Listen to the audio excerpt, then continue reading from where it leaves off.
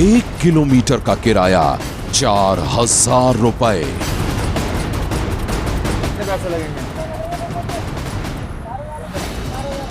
यही पास से ही तो लाना है। हाँ भैया।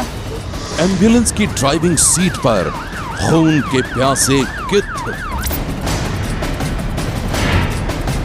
कोई मैं फोन पे ही पूछ रहा था, 2-2 किलोमीटर के 5-5 10 हजार रुपए मांग रहे हैं।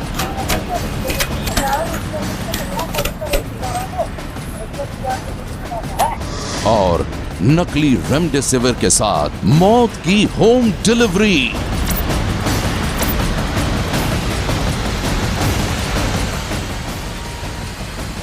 कोरोना काल के मुनाफाखोर शैतान। आपने गिद्ध तो जरूर देखे होंगे।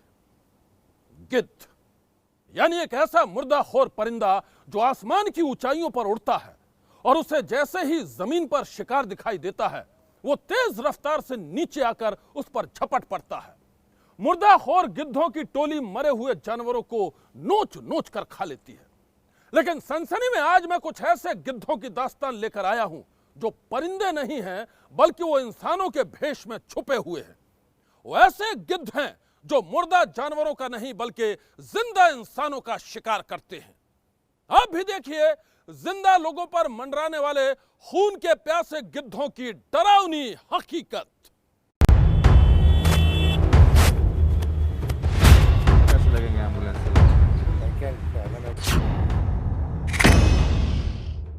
जनकपुरी से एक पेशेंट को लाना हो तो कितने पैसे लगेंगे?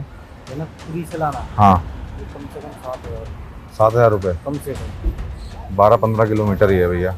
एबीपी न्यूज के कैमरे में कैद हुए हैं जिंदा इंसानों पर मंडराने वाले गिद्ध। ऐसे गिद्ध जो इंसानियत के जिस्म को नोच नोच कर खा रहे हैं। को लाना हो तो कितने चार्ज लगेंगे?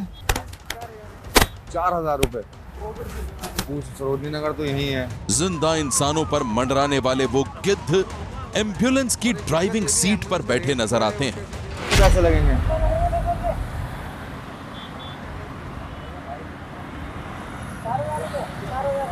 यही पास से ही तो लाना है। आ तो दूना फिर घर पे।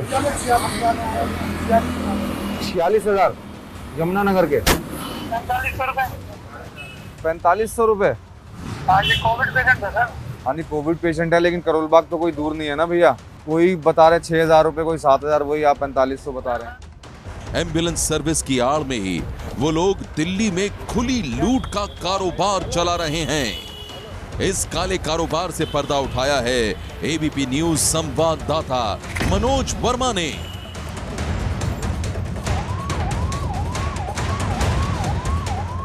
इंसान के भेष में घूमने वाले गिद्धों की टोली राजधानी दिल्ली में कहीं भी कभी भी मिल जाती है। किसी सड़क पर, किसी अस्पताल के बाहर और यहां तक कि किसी शमशान घाट या कब्रिस्तान के सामने भी वो हर वक्त शिकार की तलाश में रहते हैं। एम्बुलेंस की ड्राइविंग सीट पर बैठे लालची गिद्धों के मनी गेम को एबीपी न्यूज ने कर दिया है बेनकाब। एम्बुलेंस सर्विस की आड़ में चलने वाली खुली लूट को लेकर आए दिन मीडिया में खबरें आ रही हैं। ऑक्सीजन चाहिए होगा। ऑक्सीजन नहीं है, बिना ऑक्सीजन के ऑक्सीजन तो मिल ही नहीं रही है ना कहीं। ऐसी ही एक खबर के मुताबिक पिछले दिनों एक एम्बुलेंस ड्राइवर ने दिल्ली के शालीमार बाग से पीतमपुरा तक महज 3 किलोमीटर दूर जाने के लिए मरीज के परिजनों से 10,000 रुपए वसूले थे। जी हां, महज 3 किलोमीटर की दूरी तय करने का किराया 10,000 रुपए। मतलब 1 मीटर का किराया 30 रुपए से ज्यादा और 1 किलोमीटर का किराया 3,000 रुपए से ज्यादा। एम्बुलेंस सर्विस की आड़ में चलने वाली इस लूट का पर्दाफाश करने के लिए एबीपी न्यूज संवाददाता मनोज वर्मा एक खास पड़ताल पर निकले। हमारी टीम सबसे पहले पहुंची दिल्ली के लोक नायक जयप्रकाश अस्पताल। वहां हमने एक एम्बुलेंस के ड्राइवर से बात की और उसे बताया कि हमें एक कोविड पेशेंट को दरियागंज इलाके से लोक नायक अस्पताल में भर्ती करवाना है। हम आपको बता दें कि दरियागंज से लोक नायक अस्पताल की दूरी सिर्फ 1 किलोमीटर की है। इस एम्बुलेंस ड्राइवर ने हमारे रिपोर्टर से 4,000 रुपयों की मांग की। इतना ही नहीं, इस एम्बुलेंस वाले ने हमें यह भी बताया कि ऑक्सीजन नहीं है।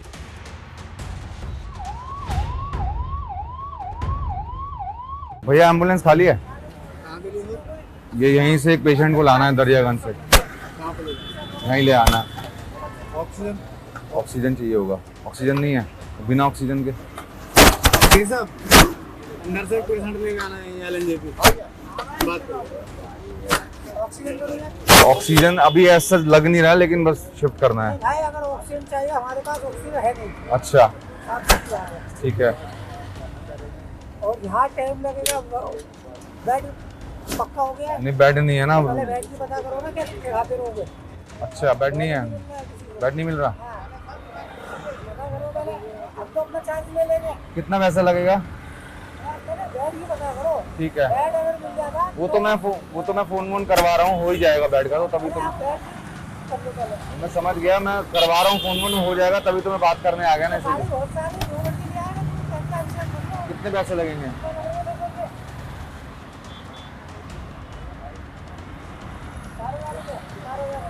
यही पास से ही तो लाना है। हाँ भैया, हाँ कोविड का है। 4000 रुपये। दरियागंज थाना देखा है ना, उसका सामने वाली गली से ही है बस। बैठ के लिए तो मैं फोन कर रहा हूँ, वो हो जाएगी। जरा सोचिए, एक एम्बुलेंस ड्राइवर ने सिर्फ 1 किलोमीटर की दूरी तय करने के लिए 4000 रुपए मांगे, वो भी तब जबकि उसके पास न तो ऑक्सीजन थी और न ही कोरोना पेशेंट के लिए जरूरी दूसरी सुविधाएं। इसके बावजूद वो लालची गिद्ध 4000 रुपए से कम पर चलने के लिए बिल्कुल भी तैयार नहीं हुआ।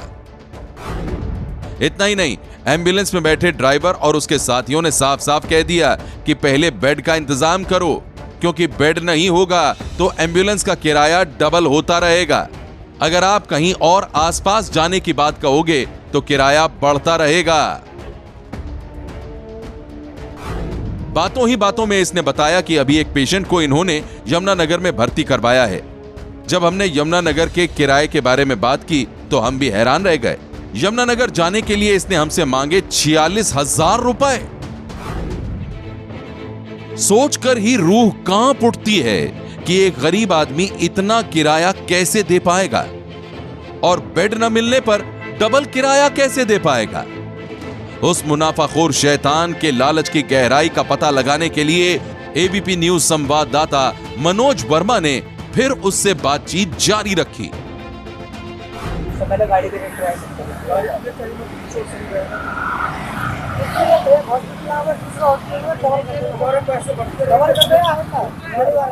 डबल हो जाएंगे एम्बुलेंस के वैसे। हाँ हाँ, वही मैं फोन पे ही पूछ रहा था। 2-2 किलोमीटर के 5-5, 10,000 रुपए मांग रहे हैं। हाँ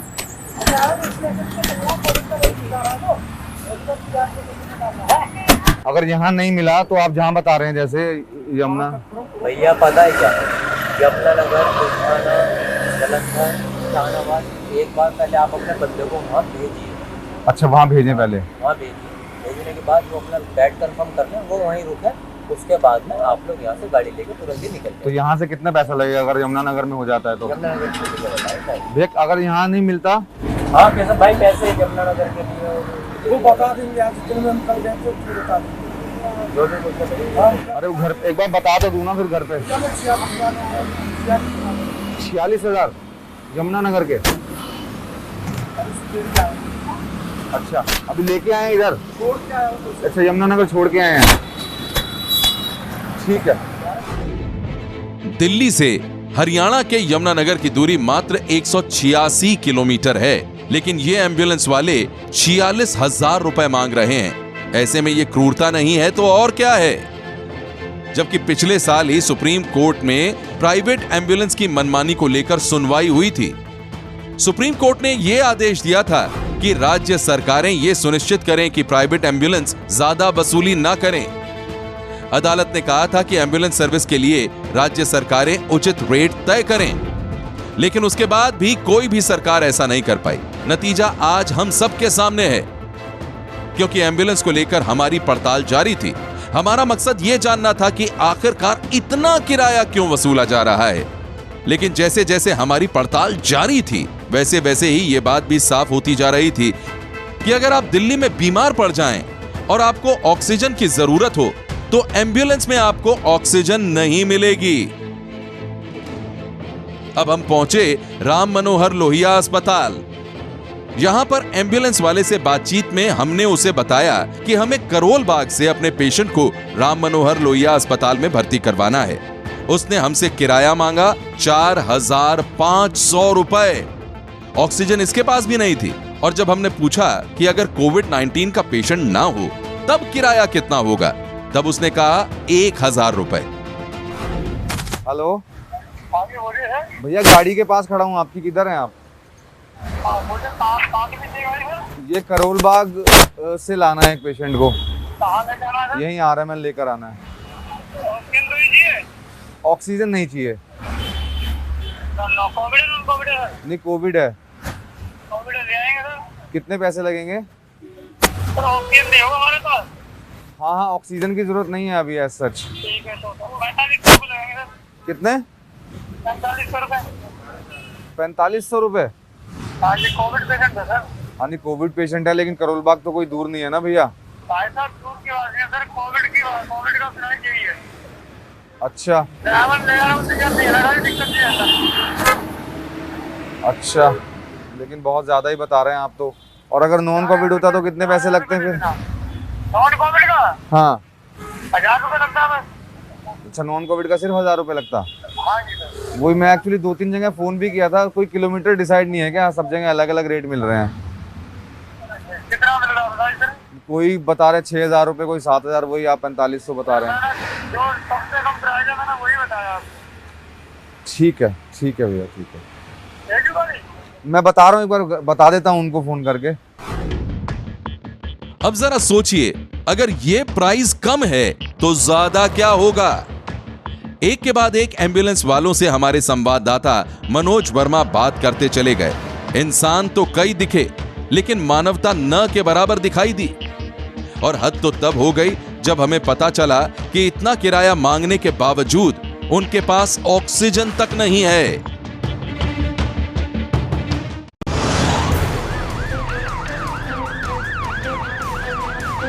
एम्बुलेंस सर्विस की आड़ में चलने वाला काला कारोबार वाकई शर्मनाक है, बेहद शर्मनाक।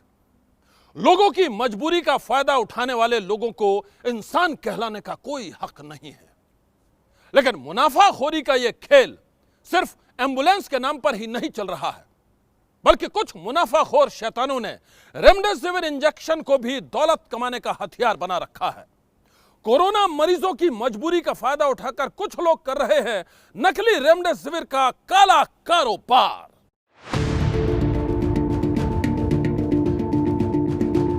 नकली रेमडेसिविर इंजेक्शन का काला कारोबार दिल्ली से लेकर उत्तराखंड तक फैला हुआ है। ये तस्वीरें उत्तराखंड के कोटद्वार की हैं, जहां नकली रेमडेसिविर इंजेक्शन बनाने की फैक्ट्री चल रही थी।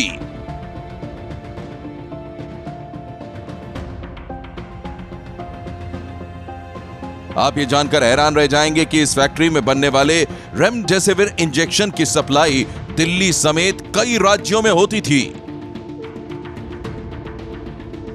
नकली रेमडेसिविर के गोरख धंधे का पर्दाफाश किया है दिल्ली पुलिस की क्राइम ब्रांच ने। दिल्ली पुलिस की क्राइम ब्रांच ने नकली रेमडेसिविर की फैक्ट्री का पर्दाफाश करके 7 लोगों को गिरफ्तार किया है। इन लोगों के पास से भारी मात्रा में नकली रेमडेसिविर इंजेक्शन बरामद किए गए हैं।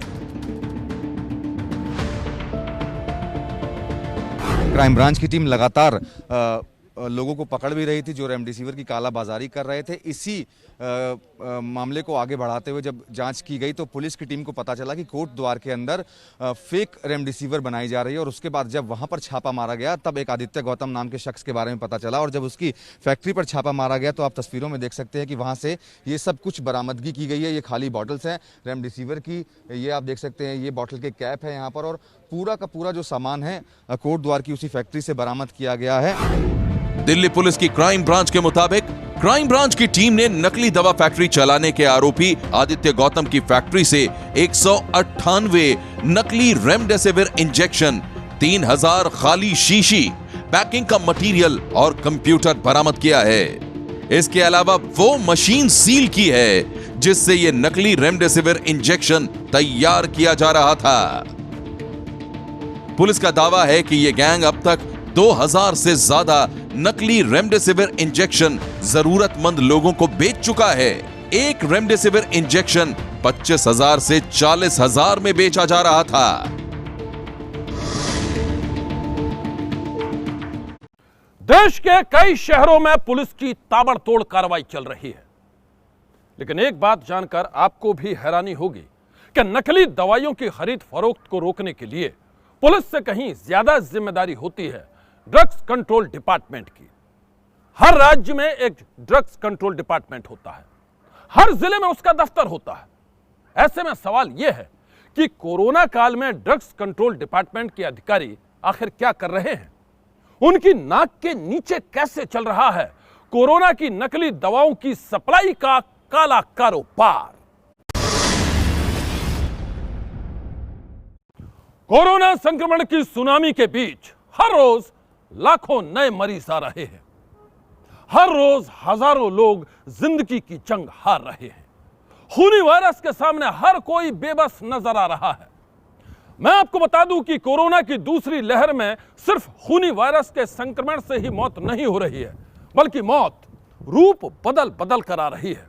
डॉक्टरों की राय में इन दिनों कोरोना का खूनी वायरस मरीज के फेफड़ों के साथ साथ दिल की धड़कनों पर भी बुरा असर डाल सकता है।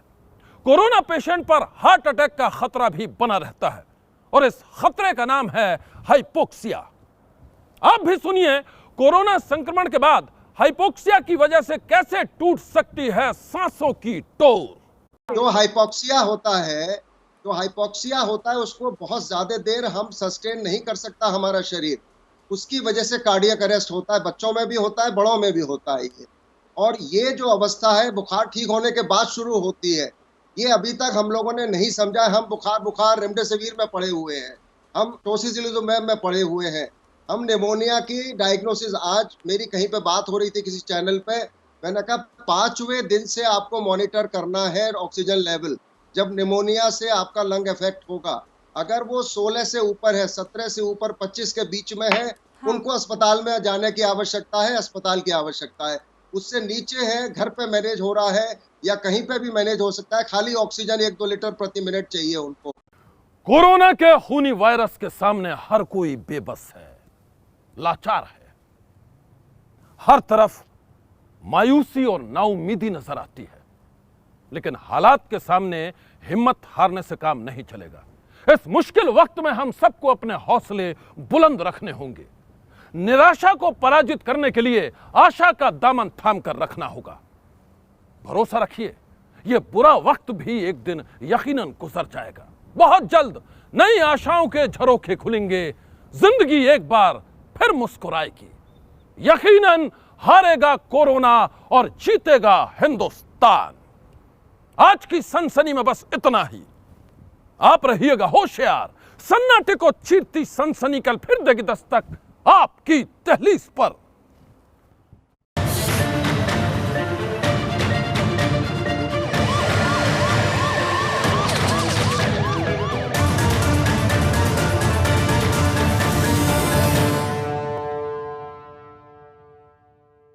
एबीपी न्यूज आपको रखे आगे।